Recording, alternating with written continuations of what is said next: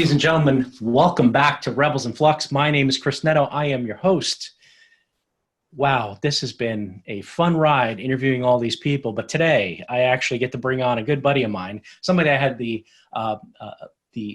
honor and privilege to work with in a past life, Mr. Eric Cantrell of Medialon. How are you, sir? I'm doing very well. Good to see you again, Chris. Always a pleasure, man. Good times in the past, and I'm sure that is not going to stop us from having good times in the future. That's right. So you are now the VP of Business Ops at Medialon. That's right. I know Medialon. We both know Medialon from a past life. Tell me about Medialon today. Medialon today is now owned by a new entity. We're a sister company of 7th Sense Design, the media server company. We were looking for some synergies in the theme park and museum market when Medialon was with Barco, and they are a media server company and they're really connected to that market. It's a thing that Barco doesn't do. So it was a good way to attach ourselves on some projects and some opportunities. And the conversations kind of turned, and the ownership of 7th Sense went in with another investor and essentially made an offer to Barco for the Medialon show control business. And so that's kind of how that happened and why I'm here now. And I got blue walls. Awesome, man. So for the people that are watching that have never heard of Medialon, I know Medialon, and many people in the live events industry know Medialon very well. As a matter of fact, I recently interviewed a friend of ours, Meg Scarini-Smith, who is very, very well versed in Medialon and E2 and stuff like that. Give us a detail of what show control is, because for many people, they'll confuse that with just standard, run-of-the-mill control. Show control is very different. It's a very different animal. And there's something special that Medialon does in how they cook this up that's different than the rest. Yeah, so show control takes your normal concepts of device control, but adds to it a layer of synchronization and time-critical communication with the devices so that you can manage lots of AV devices within an installation to create a show. Because really the purpose for show control is to tell a story, is to make the lights go down and the video plays and the doors close and the lightning happens and the sound is happening and the water's spritzing you in the face and all of those things are happening, but it's all part of telling a greater story. And that's what show control is all about. So that synchronization element is a key component, and the other key component is interactivity. So the audience could be interacting, actors could be interacting, live things happening on the stage could be interacting. And so the system needs to make split-second decisions on behalf of the show producer or the showrunner faster than a human operator could even take care of that. So it has a lot of different components, but show control is basically about doing something spectacular, simply, and repeatably. Awesome. So just to take it back to the old school, because that's kind of what I am, I guess, nowadays, you're talking about a very, very precise time code kind of operating in the background, like a master time code running the whole show, and then that going down to the split second or the millisecond as far as how things are being triggered and going off at the same time. Yeah, you got it exactly right. But you can have different contingencies of the same show. So if this wagon's supposed to come out and it's got a set piece on it, and you're going to be tracking the lighting with that, but there's a problem with the wagon and it doesn't come out, you don't want to just pan and light up a hole in the stage, right? So you can have different contingencies built in and have multiple different types of show outcomes synchronized together within the system based on that master timeline of the show. Awesome. Sounds super complex. Do you have to have some sort of certification or, for people that are looking to get into that field, how hard is it to program something like this? Because you're about here. And my programming skills are kind of down by the wood floor here. So how hard is it? That's the beauty of Medialon show control systems, is that it's built for stage technicians who understand show flow and the things that they want to do, and be able to lay them out on a timeline like you would in iMovie or in Pro Tools. It's very user-friendly, timeline-driven, and basically our full class is 2 days for certification. 2 days. Damn. Yeah. All right, so let's translate this into dollars here. What does, you've been around, here's the other thing. For the people that don't know who Eric is, Eric has been heavily involved in the show business. This type of theme park, activity, Broadway shows, they all know Eric. Eric knows them. Somebody young coming into the industry, what is somebody who can program this kind of stuff? What can they ask for as what do you think is a salary? What kind of position would they call this? Like here's somebody listening right now to the show who's, a technician kind of, been trudging along doing, pulling cable, doing a little soldering, but he or she wants to move into this kind of world. It's kind of it's new, it's different, it's exciting. What would somebody like this be called? What kind of salary ranges are they looking about? Is it a career option for people that are listening to Rebels and Flux? It's absolutely a career option, but there's a lot of different paths that you can take. If you take the theme park route, you could end up being a show control operator for a parade or a show. If you take the system integrator route, you could end up being a programmer working on museums or theme park attractions. So there's a lot of different ways that you could go about it. But if you want to get started, you can download the software and start playing with it and just get familiarized with it, and maybe sign up for one of our training classes, get the certification. And we're connected. We know everybody, so we'll get you in touch with the people who are looking for talent. That's great. So, and for the people that are going why would I download this software? Don't be surprised that there is not some church or synagogue or some sort of, place where they're not looking for, where they would be happy to bring in somebody as an intern or take on somebody who's willing to practice how to control lighting, because that is a big market as well for that control, because it's part of a bigger, think of it, if there's a stage, there's a need for show control. Essentially, simply put by Eric to me, when I was trying to figure out what it was, if there's a stage and there's a couple lights, typically there's probably some sort of timing involved with the whole process. Not just permanent installs. You're also talking about people out on the road, roadies using show control to run big events. Yeah, absolutely. Like concert tours.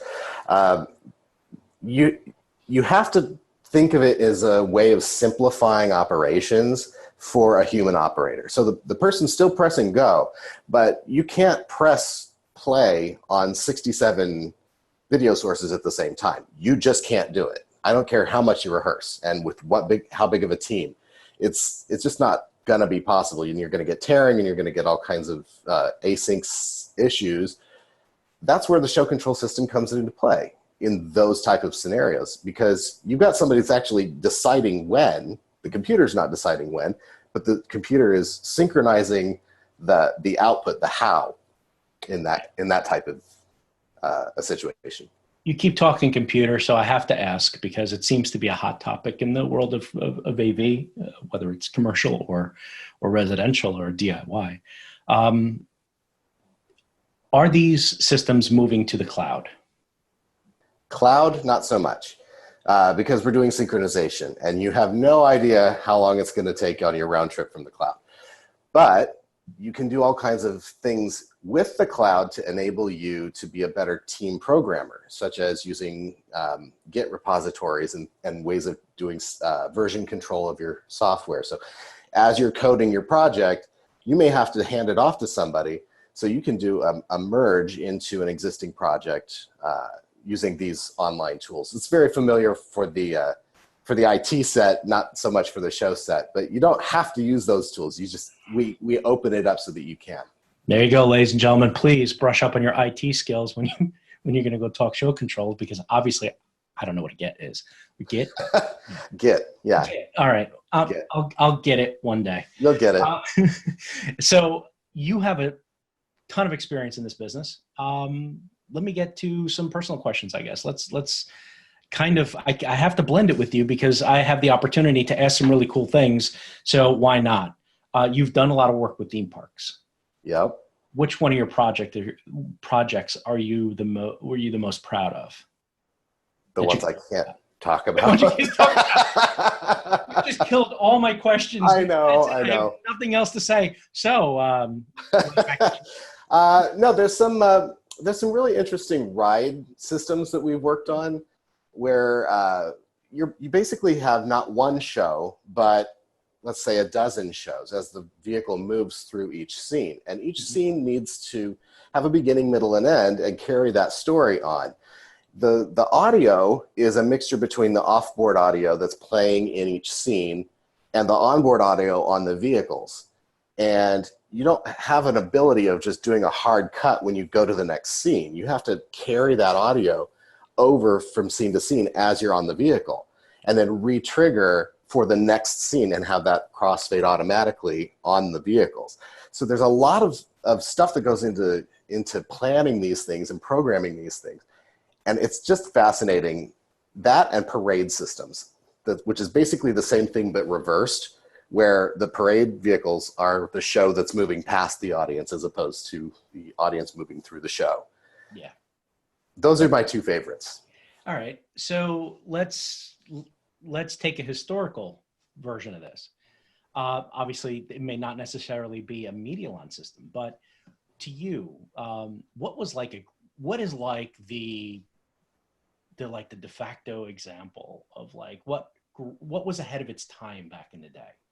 Obviously, It's a Small World had some things triggered off that may have been low budget. Like, what to you was like a project that you personally went out and saw that you were like, wow, that's impressive that they're doing this, that it blew your mind? And not necessarily a Medialon project. The first time I went to Disneyland, I was 15 years old, and I saw Star Tours. It was the first thing my dad took me on. And I was like, this is incredible that this machine is moving us, and we felt like we were traveling through the universe, and we jumped to warp speed and all of these crazy things, and all the characters were there and all of that story. But I was totally geeked out with like, there was a film and the machine was moving in time with the film and like the sound and the lights and the everything. How in the world did they do that? And I was 15 years old, and I made it my life's mission to do that thing. Wow, look at you, man. You should have went to like Mythbusters.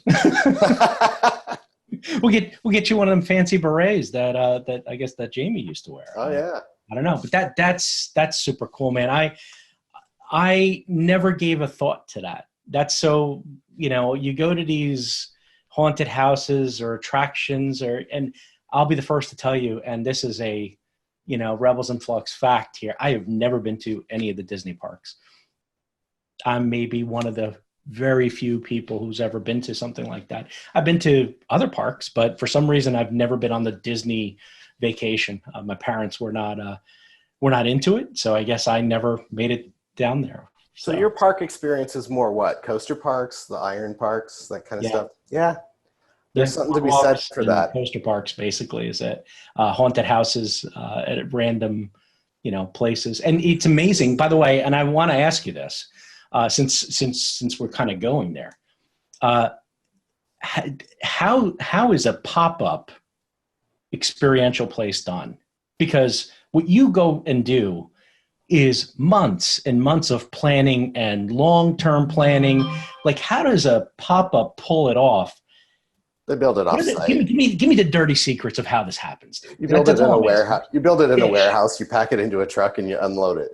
But yeah, it's going on for a couple of months beforehand. Wow! So it still goes through the same process, except the environment might change, and now all of a sudden you're dealing with possibly some weird environmental that you have never. Oh, absolutely. But then you also have seasonal things, like you keep mentioning haunted houses. Mm-hmm. There's a popular thing here in Orlando that's going on right now, Halloween Horror Nights, mm-hmm. over at Universal Studios. Mm-hmm. They've not got a lot of time to load in these houses and program everything. And it's the same group of entertainment technicians who do all the work on all of the houses. So if they've got 10 or 20 things that they've got to take care of, things have to be happening in parallel. So there's teams trading off constantly, and it's just a scheduling. I don't even know how they do it, but it's pretty amazing to see the result. Yeah, All they right. pull it off. It's a lot like I guess like a film crew mentality, where your call time is your call time, and then you show up and you're going to do this show today, and tomorrow you might be doing a different show or a different task. But It's roadies. It's yeah, basically roadies. it's that's the mentality over there. Yeah. Awesome. So there you have it. There's the secret. I'm thinking it's something more. I'm thinking you're dishing some serious secrets with us, and you just basically just you popped our balloon, dude. We just slowly deflated. Like, come on. I mean, if you're a stagehand, you can do any of this stuff, right? Stagehands are like the best starting ground for any type of AV career, because you have to learn how to do lights, you have to learn how to do sound, you have to learn how to do uh, automation and run networks and do all that stuff. And if you learn how to do all those different things, you'll be able to book every single gig. You can work every day if you want to. All right. All right. So I have to ask, I want your personal opinion. Which is a better tool, gaff tape or zip ties? Gaff tape. It's like the Force. There's a light side and a dark side, and it holds everything together. You went all Jedi on me with the. Star Wars, remember? There you go, ladies and gentlemen. Gaff tape over zip ties. I'm sure there's rack builders somewhere right now going, "You're wrong. You're wrong." Oh well, yeah. I mean, it's all contextual, right? But correct. Hey, man, it's just a question. I'm a stagehand. I go to gaff tape. Okay. Everything's temporary. Everything is temporary. All right. So we've been to the parks. We've been to the theme parks. Museums is another area that you're seeing a lot of explosion in. How experiential now is museums like, it's almost like the cool kids club. And if everybody's wearing that cool kid shirt, so do they. So Yeah. how many museums that you never expected, to be experiential now are going full experience in their.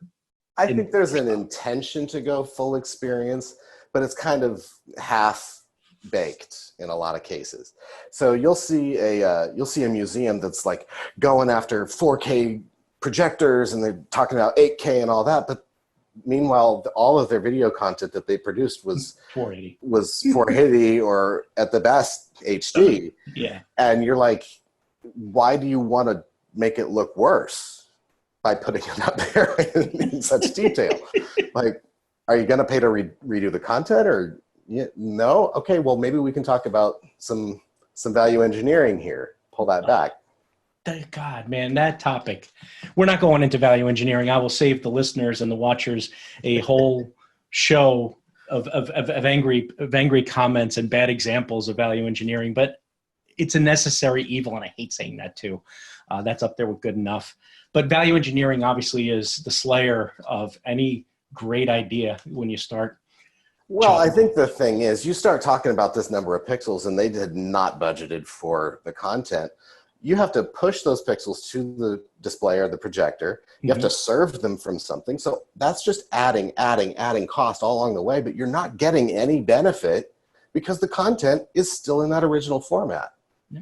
So without thinking through the entire problem, you can spend exponentially more money than you need to. Crazy how that turns out. So now I've asked you the museum question. We went down the theme parks, last kind of place where I know show control kind of hangs out. And it's more of a question for you. What was the last concert or show that you went to go see that blew you away? Pink. Yeah. Tell me about it. She is an incredible performer, and she just engages the audience and takes them on this story journey with her, whether it's using the video wall upstage, or whether it's just her getting down and real with you, or flying around on a rig while she's singing live. Like, this is an incredible performer, and that's why I was blown away. Wow. So you're not so enamored by the tech at times. You actually, the tech can... It begins and ends with story. All right. So you definitely are a story guy. That I know. But can the tech enhance the performer? You Oh, got a lame absolutely. performer. There's no tech. Are you on the same page here? That there's no tech that's going to make a lame duck performer better. Right. Oh, absolutely. You have to bring the goods. We're just gonna accentuate it. Think of us like a filter on Instagram. Yeah. Like, I mean, there's some pretty good ones that can make you look a lot better, but you got to have something to like start with, right?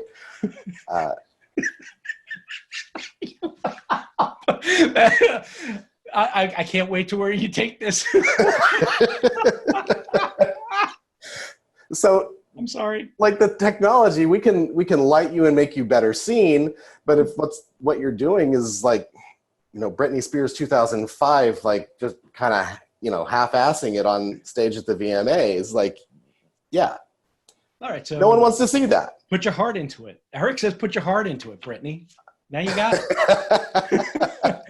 You all know what I'm talking about. You know what I'm talking about. Yes, I do. Yes, I do. Because I haven't watched the VMAs in many years, but I think 2005 may have been some timeline where I may have peaked as far as what was going on there.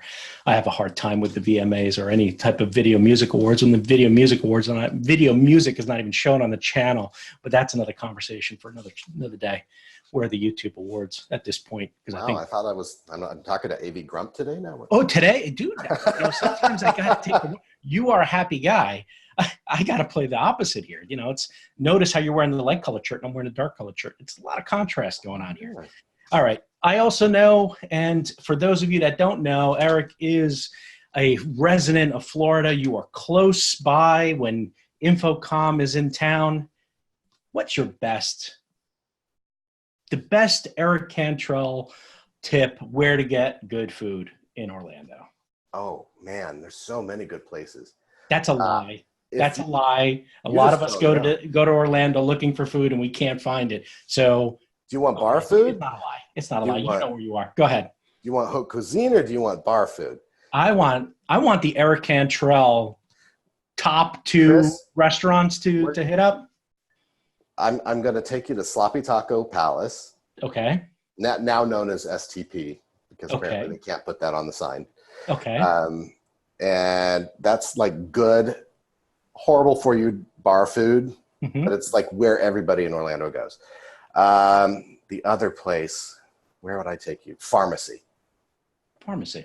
Okay. It's like a speakeasy. You don't even know it's there. You walk by, it looks like an elevator. You poke the button and the doors open and there you are inside this kind of hipster bar, but awesome food. Awesome, because see, I should have had those recommendations. I ended up going to, of all places, a dive bar twice.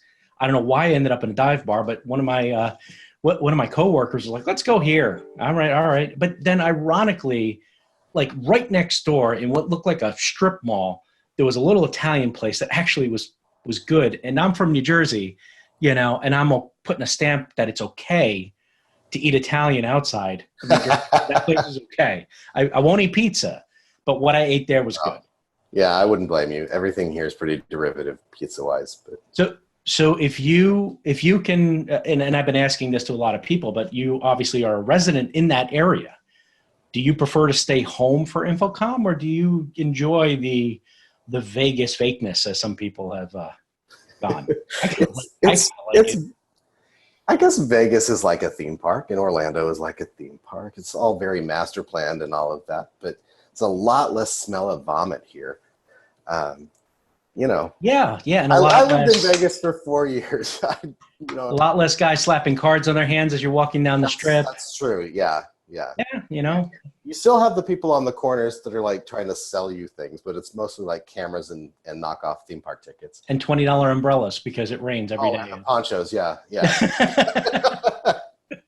That's it. Now you know, for the manufacturers that happen to be watching this, InfoComm ponchos will get you. Ooh, there you that's go. a good idea for swag. There you go. I'll be here all week. You are the branding guy. I'm learning. I am learning. So where would people that want to find out more information about Medialon and you, where can we find Medialon on the webs? That would be www.medialon.com. And that is no funky spelling. Medialon.com. Awesome. And where can we find you? Because I know where to find you on Sunday mornings, but how do we find you traditionally on the webs? Find me on Twitter at Eric J. Cantrell. And we can find you on LinkedIn. The letter J, not the word J, but yeah, letter J Cantrell. Letter J. And you can find me on LinkedIn, Eric Cantrell, Medialon. You'll find me. Yeah, and I haven't, I have said to you that I've known Eric and that I've worked with Eric, but one thing that you guys need to know after watching this show is that Eric is probably one of the most easily accessible people on the net. You can ping him, he will answer you back, and he's also very good at sharing information. And I'm not necessarily referring to, hey, what is the greatest product that is coming out in 5 years from Medialon, but Eric has enough experience in this live events, amusement park, museum business that he's a great resource for you guys to tap into. And part of the reason why I wanted him here on Rebels and Flux. My name's Chris Netto. I am the host of the show. Please stop by our sponsor right underneath here in this lower third. That's Starin.biz. That's the website. You can find them on Twitter at Starin_MKG. They're even on Instagram. Who would have thunk it? It's there. I will see you the next time. Eric, thank you so much for coming by, hanging out with me. Thanks for having me. And awesome. Maybe we'll catch up Sunday. Yeah. Next time you're in Orlando, we'll go to STP. There we go. It's a date. We're there. Ladies and gentlemen, this has been Rebels and Flux. Thank you so much for listening. Thank you so much for watching. This has been another episode of Rebels and Flux.